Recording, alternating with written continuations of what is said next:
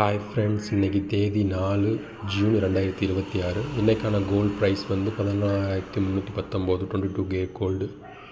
Last 2 வீக்ஸாகவே gold and silver வந்து பெரிய ஏற்ற இறக்கங்கள் இல்லை.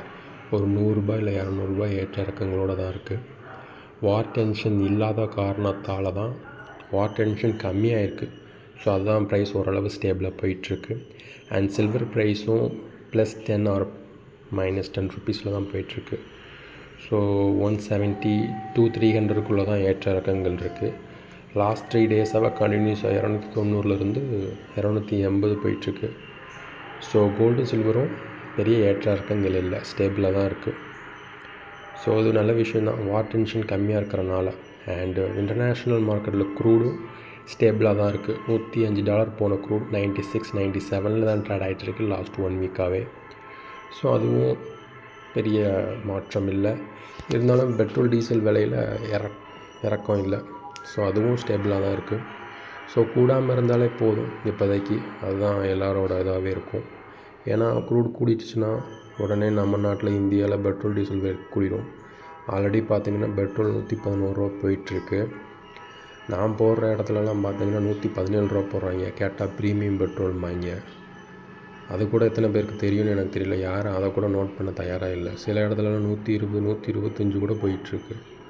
ஸோ இந்த ப்ரைஸே எல்லாரையும் தாங்க முடியல. டீசலும் பார்த்திங்கன்னா கிட்டத்தட்ட $100 கிட்ட வந்துருச்சு பாருங்கள். இன்றைக்கி $97 போயிட்டுருக்கு.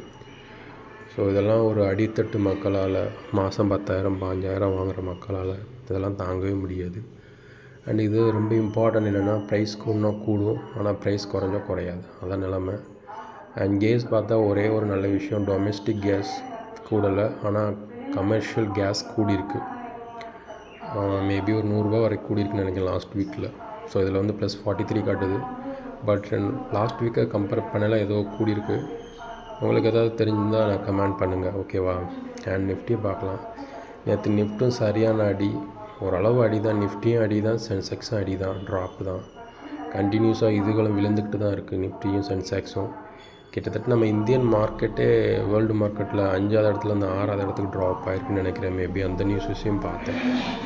ஸோ கண்டினியூஸ் ட்ராப்ஸ் இருந்துக்கிட்டே தான் இருக்குது.